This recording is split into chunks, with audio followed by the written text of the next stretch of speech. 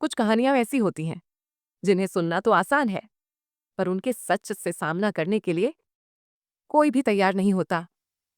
1973 में एक लड़की ने अपनी शादी के दिन रहस्यमय तरीके से गायब हो गई थी। उसके गायब होने के बाद जो हुआ, वह एक काले जादू और खौफनाक पंथ की कहानी है, जो आज भी अंधेरे में छुपा है। क्या आप तैयार हैं सच का सामना करने के लिए? फिल्म की शुरुआत 1973 में पेग नाम की एक लड़की से होती है, जिसकी शादी होने वाली है। बाहर हमें झूठ से बने अजीब मुखौटे पहने हुए लोगों का एक समूह दिखाया गया। उनके साथ एक बकरी भी थी। पूरा समूह कहीं जा रहा था। दूसरी ओर हम फिर से पेग को देखते हैं, जो शादी में अस्वस्थ महसूस करती है। जब वह उल्टी करने के लिए बाहर आती है, तो उसे समूह की बकरी ही दिखाई देती है और कुछ नहीं। थोड़ी देर बाद जब पेग का पति उसे ढूंढता हुआ आता है, तो उसे न पाकर वह घबरा जाता है, लेकिन उसे एक छोटी सी अंगूठी मिल जाती है। इसके बाद समय बीतता है और हम वर्तमान समय में एक महिला को देखते हैं, जो खुशी खुशी फांसी लगा लेती है। कोई भी यह जानने की जहमत नहीं उठाता कि वह कैसी है। कई दिनों तक उसका शव रस्सी से लटका रहा और सड़ने लगा।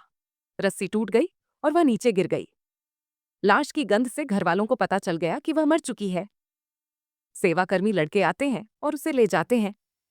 इस महिला की मृत्यु के बारे में उसकी बेटी शू को बताया गया। अपनी मां की मृत्यु के बारे में सुनकर वह बहुत सदमे में आ गई। वह अपनी मित्र मला के साथ उसके अपार्टमेंट में रहने आई। घर में यीशु का चित्र और क्रॉस का चिन्ह देखकर शू बहुत घबरा जाती है। शू की हालत बिगड़ने लगती है, जिसकी देखभाल मिला करती है। इसके बाद शू घर पर नहीं रुकती और सिगरेट पीने के लिए बाहर निकल आती है। तभी उसे एक संदेश प्राप्त होता है। यह उसकी नर्सिंग होम कंपनी की ओर से संदेश था कि वे उसे एक वृद्ध महिला के घर भेजने वाले हैं। स्मृति हानि के साथ साथ उन्हें कई अन्य बीमारियां भी थीं। अगले दिन शू उस घर के लिए निकल जाती है।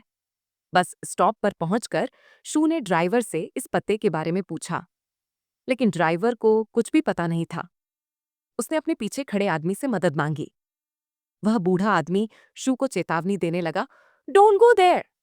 लेकिन शू का दृढ़ इरादा देखकर उसने आखिरकार उसे उस महिला का पता बता दिया।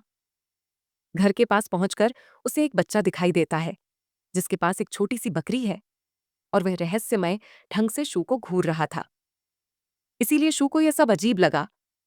खैर, अब वह दरवाजा खटखटाती है। बूढ़ी औरत दरवाजा खोलने के लिए आती है, लेकिन यहां आते ही वह पेशाब कर देती है और वह महिला वहां से भागकर छिप जाती है, मानो उसे शर्मिंदगी महसूस हो रही हो। शू को भी समझ आ गया कि इस महिला की हालत बहुत खराब है। दरवाजा खोलने के लिए उसे अनिच्छा से शीशा तोड़ना पड़ा। उसने देखा कि यह महिला शू से छिपने की कोशिश कर रही है। बूढ़ी महिला को खोजते समय उसे एक अजीब लाल दरवाजा दिखाई देता है, जिस पर घोड़े की नाल भी लटकी हुई थी। शू उसे देखती रही। उसके मन में भी यही बात चल रही थी कि हॉर्स शू की नकारात्मक ऊर्जा उसे दूर रखती है। अभी वह यही सोच ही रही थी कि उसे लगा कि कोई उसके पीछे से गुजरा है।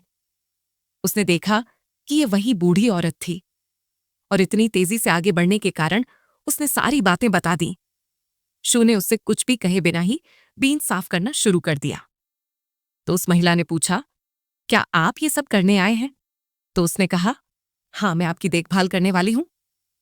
उन दोनों के बीच अनौपचारिक बातचीत शुरू हो गई और यह महिला अपना नाम पेग बताती है। और इसी तरह हम जानते हैं कि पेग वही फिल्म की लड़की है जो अपनी शादी के दिन गायब हो गई थी। अब वह इस जगह पर कैसे आई, यह सारा रहस्य अंत में उजागर हो जाएगा। जब शू उसे नहलाने की बात करती है, तो पेग उसे अपना शरीर छूने नहीं देती। वह उससे छोटे मोटे काम करवाती है और खुद नहाती है। कपड़े बदलते समय शू ने देखा कि उसकी कमर पर रूट लाइक पैटर्न बना हुआ था। शू पेग से कहती है कि मुझे एक कॉल करना है और फिर मुझे सोना है। पेग ने सामने रखे फोन की ओर इशारा करते हुए कहा, आप जहां चाहें सो सकते हैं। शू ने पहले अपनी सहेली को फोन किया, लेकिन उसे कॉल नहीं आया। वह फोन वापस रखकर मुड़ने ही वाली थी कि तभी उसे नर्सिंग होम से कॉल आया, जो उसे पेग की हालत के बारे में बता रहे थे। इसी बीच उसके पीछे आकर पेग उससे पूछता है, तुम किससे बात कर रही थी? शू ने जवाब दिया, नर्सिंग होम में। तो पेग ने एक अजीब सवाल पूछा, क्या आपने पुष्टि की कि यह एक नर्सिंग होम था? चौंक कर शू केवल सिर हिलाती है। इसके बाद वह पेग को अपने कमरे में ले जाती है ताकि वह उसे सुला सके। और यहां वह पेग के परिवार और उसके पति की फोटो भी देखती है। वह पेग से पूछती है, तुम्हारे पति को क्या हुआ? पेग ने कहा कि उसने अपनी जान ले ली है। उन्होंने यहां बातचीत में बहुत समय बिताया, जिसके बाद शू फिर अपनी दोस्त मीला को बुलाने चली गई। सिग्नल मिलने के काफी देर बाद वह उससे केवल 2 मिनट ही बात कर पाई और उसने मीला से कहा, मैं जल्द ही तुम्हारे पास वापस आऊंगी। यहां खड़े होकर शू अपनी सहेली से बात कर रही थी। उस जगह पर एक अजीब सा बड़ा ट्री था। उसके चारों ओर बहुत सारी कैंडल्स जल रही थीं और उस पर बहुत सारे कपड़े लटक रहे थे। ये ट्री वहां लगाए गए जहां बहुत अधिक नकारात्मकता थी और बीमार लोगों के कपड़े इन ट्रीज पर बांधे जाते थे। लोगों का मानना था कि जिस तरह यह ट्री नकारात्मकता को सोख लेता है, उसी तरह यह लोगों की बीमारियों को भी सोख लेता है और उन्हें ठीक कर देता है। यहां एक अजीब बात यह होती है कि शू को लगता है कि उसकी मां उसके पीछे है, लेकिन जब वह पीछे मुड़ी तो वहां कोई नहीं था। खैर, अब वह घर के अंदर आती है और सबसे पहले उस लाल गेट के पास जाती है और उसका लॉक खोलने की कोशिश करती है, लेकिन जब डोर नहीं खुलता तो वह चुपचाप नहाने चली जाती है। शू को ऐसा महसूस होता है कि कोई उसके ईयर में कुछ विस्पर कर रहा है। वह धीरे धीरे बोल रहा था, लेकिन वॉशरूम में और बाहर कोई नहीं था। अचानक उसे फिर वही साउंड सुनाई देती है, तो उसे लगता है कि ये वॉइसेस पेग के कमरे से आ रही हैं, लेकिन पेग अपने कमरे में सो रही थी। वह भी यहीं खड़ी थी। सपने से जागने के बाद वह पेग की जांच करने जाती है, जो शांति से सो रहा था। लेकिन जैसे ही शू कमरे में दाखिल हुई, उसने अजीब शब्द बोलने शुरू कर दिए। यदि शू ने अपना ध्यान नहीं रखा तो वे शू को पेग के साथ ले जाएंगे। शू ने बीमारी के कारण इस बार पेग की बातों पर ध्यान नहीं दिया, लेकिन पेग ने कहा, नहीं, वे कल्टिस्ट्स हैं। वे तुम्हें भी ले जाएंगे, उन्होंने मुझे भी ले लिया। अब उसने अपनी शादी के दिन की उस घटना का खुलासा किया है जब वह गायब हो गई थी। दरअसल उस कल्ट के सदस्य शादी के दिन ही पेग को उठा ले गए थे और जब उसके पति को इस बारे में पता चला तो उसने कल्टिस्ट्स से निपटने की कोशिश की। पेग ने कहा, जब मेरे पति ने सौदा किया तो उन कल्टिस्ट्स ने मेरी पीठ पर कुछ अजीब मार्क्स बना दिए। शू ने कहा, मैंने सोचा था कि ये मार्क्स आपके पति के अत्याचार के कारण हैं, लेकिन पेग ने कहा, नहीं, वह दयालु थे। पेग ने पूछा, क्या आप पनिशमेंट के बारे में जानते हैं? तो शू ने यहां अपना हाथ दिखाते हुए कहा कि मेरी मां मुझे प्रेयर करने के लिए बहुत प्रताड़ित करती थी। अगर मैं कुछ गलत करता तो वह मुझे जला देती थी। पेग ने पूछा, तुम्हारी मां अब कहाँ है? तो उसने बताया कि उसने सुसाइड कर ली है। शू के दुख को महसूस करते हुए पेग उसे अपने साथ सोने के लिए कहती है।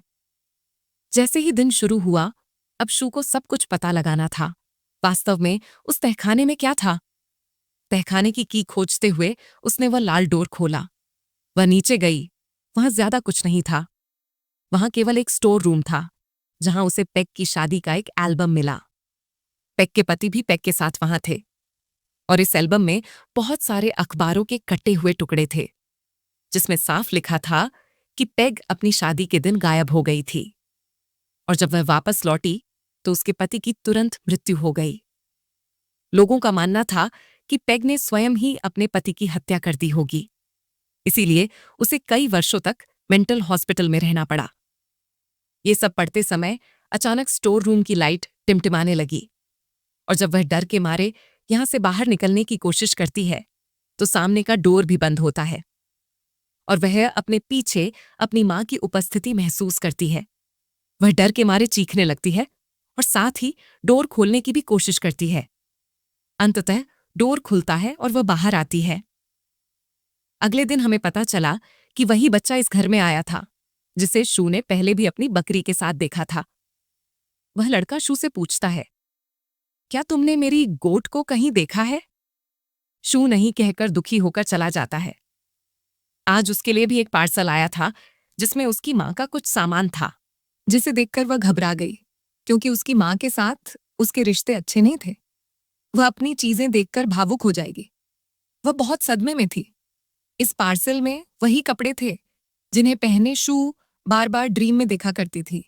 वह अपनी माँ को इन्हें पहने हुए देखा करती थी। डर के मारे शू ने इन कपड़ों को फर्नेस में जला दिया। इस पार्सल को भेजने के कारण मिला और शू के बीच भयानक वर्बल फाइट हुआ। आज की घटना के कारण शू को लगा कि वह भी पेग की तरह अत्यधिक तनाव के कारण मानसिक रूप से ट्रॉमेटाइज्ड हो गई है। इसीलिए वह स्टोर पर गई और पेग का प्रिस्क्रिप्शन दिखाकर अपने लिए कुछ मेडिसिन्स ले ली ताकि उसकी मानसिक स्थिति ठीक हो जाए। जब वह घर आई तो उसने देखा कि नर्सिंग सेंटर से कोई उसकी जांच के लिए आया हुआ था और पेग उसे भगा रही थी क्योंकि वह लड़की उसके लिए खतरा बन रही थी। लेकिन शू ने उसे अंदर बुलाया। पेग दरवाजा नहीं खोल रही थी, इसलिए शू अतिरिक्त की लेने चला गया और पीछे से हमने देखा कि वह लड़की सचमुच रहस्यमयी थी।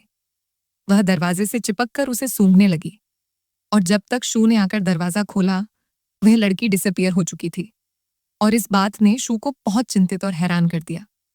अब शू को समझना था कि यहाँ क्या हो रहा है। वह जल्दी से स्टोर रूम में जाती है और साहसपूर्वक पेग का एल्बम ले आती है जिसमें पेग की पूरी जीवन कहानी लिखी हुई थी। एक और अजीब बात जो शू ने यहाँ देखी वह ये है कि जहाँ इन अखबारों के कई कटआउट्स थे, उन कटआउट्स में शू की माँ की मृत्यु की खबर थी। ये देखकर शू सोचने लगा कि पेग और मेरी माँ के बीच क्या रिश्ता है। अभी वह ये सब सोच ही रही थी कि तभी उसने देखा कि बेसमेंट का लाल दरवाजा बार बार खुल रहा है। वह डर के मारे बार बार उसे बंद कर रही थी, लेकिन अब यह दरवाजा बंद नहीं हो रहा था। इस बीच पेग भी उसके पीछे चला गया और उसने शू से कहा, मुझे पता है कि तुम बेसमेंट में गए थे। अब आपके लिए बेहतर होगा कि आप कल यहाँ से वापस चले जाएं। शू भी अब यहाँ नहीं रहना चाहता था। जब वह घर जाने के लिए निकली तो उसे किराने की दुकान से पता चला कि आज कोई बस नहीं जाएगी, इसलिए उसे पेग के घर वापस आना पड़ा। पेग शू के उस कार्टन को देख रही थी जो मिला ने उसके लिए भेजा था। इसमें शू की माँ की कई फोटोज थीं जिसे देखकर पेग को आश्चर्य हुआ और यहाँ ये बात उजागर हुई कि शू की माँ पेग की डॉटर थी। सरल शब्दों में कहें तो शू पेग की ग्रैंड डॉटर थी। पेग को भी यह जानकर आश्चर्य हुआ। दूसरी ओर जब शू जंगल से होते हुए पेग के घर लौट रही थी तो रास्ते में उसे उस बच्चे की गोद भी मिल गई। उसने सोचा कि वह इसे अपने साथ ले जाएगी, लेकिन वह इसे अनदेखा करते हुए घर आ गई। घर पहुंचते ही पेग ने उससे पूछा, क्या तुम्हारी माँ के दोनों पैर खराब थे? वह आश्चर्य से पूछती है, तुम्हें कैसे पता? मैंने तुम्हें यह कभी नहीं बताया। तो पेग उससे कहती है, मैं ये सब जानती हूँ क्योंकि मैं तुम्हारी ग्रैंडमदर हूँ। तुम्हारी माँ मेरी डॉटर थी। मैंने उसे कई साल पहले ही अपने से दूर भेज दिया था। शू ने पूछा, तुमने ऐसा क्यों किया? तब पेग ने बताया कि मेरे पति ने उन कल्टिस्ट्स के साथ एक डील किया था कि अगर वे मुझे जीवित छोड़ देंगे तो हम अपना पहला बेटा या बेटी कल्ट को दे देंगे। लेकिन तब मुझ में अपनी डॉटर को कल्ट को सौंपने का साहस नहीं था, इसीलिए मैंने उसे अपने से दूर रखा और कल्ट का वादा तोड़ दिया। कल्ट के सदस्य साधारण नहीं थे, उनकी शक्तियां और नकारात्मकता बहुत अधिक है। शू की माँ यहां से बहुत दूर चली गई, फिर भी कल्ट की नकारात्मक ऊर्जा उस पर बनी रही, जिसके कारण उसने अपनी जान ले ली। पहली बार शू को पेग की बातों पर भरोसा हो रहा था। वह पूछती है, आखिर यह कल्ट क्या है? तो पेग ने उसे बताया कि यह एक राक्षसी कल्ट है, उन लोगों का कल्ट जो शैतान की पूजा करते हैं। उनकी बातचीत के दौरान उनके घर का दरवाजा खटखटाया जाता है और जब शू ने जाकर देखा तो वह वही महिला थी जो पहले भी उनके घर आई थी और डिसअपीयर हो गई थी। जब शू ने दरवाजा नहीं खोला तो वह महिला रहस्यमय ढंग से विस्पर करने लगी, मैं तुम्हें काट डालूंगी, मैं तुम्हें काट दूंगा। उसकी बातों से शू को समझ आ गया कि यह महिला भी कल्ट की सदस्य है। शू घबराई हुई सी अंदर आई तो उसने देखा कि पेग उस बेसमेंट के दरवाजे पर खड़ी थी। वहां जाकर उसने गाना शुरू कर दिया। शू ने पूछा, तुम क्या कर रहे हो? तो पेग ने उससे कहा, मैं उन्हें बुला रहा हूं। जैसे ही उसने यह कहा, बेसमेंट का दरवाजा बंद हो गया। शू ने दरवाजा खोलने की कोशिश की, लेकिन दरवाजा नहीं खुला और जब काफी देर बाद दरवाजा खुला तो पेग घायल अवस्था में बाहर आई। पेग ने शू से कहा, वे तुम्हें इसीलिए ले जाना चाहते हैं क्योंकि मैंने अपना वादा नहीं निभाया, लेकिन मैं तुम्हारी जान नहीं खोना चाहता था। इसलिए मैंने तुम्हारे स्थान पर स्वयं का सैक्रिफाइस देने का निर्णय लिया। लेकिन अब उन्होंने मुझे स्वीकार नहीं किया। वे अब आपका सैक्रिफाइस चाहते हैं क्योंकि तुम मेरे सक्सेसर हो, और मेरे पति के डील के अनुसार मुझे अपनी डॉटर या सक्सेसर को उस कल्ट को देना पड़ा। शू बहुत डरा हुआ और घबराया हुआ था। पेग की हालत को देखते हुए वह निर्णय लेती है कि वह बाहर से किसी को मदद के लिए बुलाएगी। लेकिन पूरा टाउन वीरान था, और जो लोग अपने घरों के अंदर थे उन्होंने अपने घरों और खिड़कियों को बंद कर लिया था, क्योंकि आज एक अजीब फेस्टिवल था। इस बीच शू को अपने पीछे एक अजीब मास्क्ड डरावना आदमी दिखाई देता है जो ड्रम बजा रहा था, और उसके साथ 2 अन्य व्यक्ति भी थे जिनकी शक्ल सूरत अजीब थी। दोनों को एक लाल सैक में ढक दिया गया था। थोड़ी देर में कई कल्टिस्ट्स जूट मास्क पहनकर भी यहां आ जाते हैं, जिसे हमने मूवी की शुरुआत में पेग की शादी से पहले देखा था। उन्हें देखकर शू डरकर अपने घर वापस चला जाता है। उस कल्ट के लोग अब उनके दरवाजे पर आ गए और उनका दरवाजा खटखटाने लगे। भयभीत शू को अब अपने सामने लगे मिरर में जीसस क्राइस्ट की तस्वीर दिखाई देने लगती है, और वह छोटा सा लाल क्रॉस चिन्ह भी, जो उसे उसके पिछले ट्रॉमा की याद दिलाता है। वह तुरंत अपनी मृत मां को देखती है, और जब उसका मन इन बातों में खो जाता है तो वह खुद को मारने के लिए नाइफ उठा लेती है। लेकिन उससे पहले ही पेग ने पीछे से नाइफ उठाया और खुद पर वार कर लिया ताकि शू की जान बच जाए। इस हरकत से शू को होश आ गया था, और अब वह बहुत दुखी थी। उसकी दादी की मृत्यु उसके कारण क्यों हुई? दरवाजा अभी भी खटखटाया जा रहा था, और उसे बाहर से अपनी दोस्त मिला की आवाज सुनाई दे रही थी।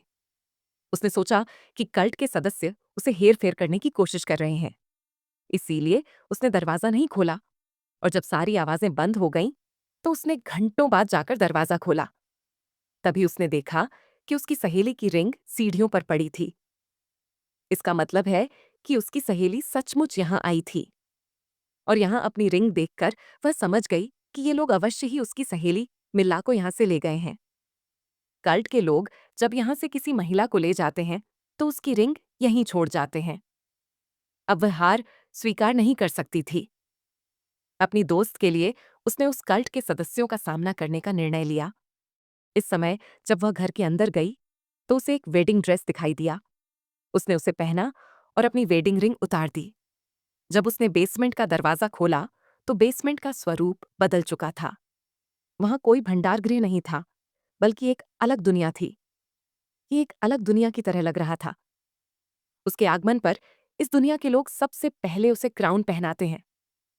तभी एक अजीब बकरी के सींग वाला आदमी उसके सामने आता है। ये वह डीमन था जिसकी पूजा कल्ट वालों द्वारा की जाती थी।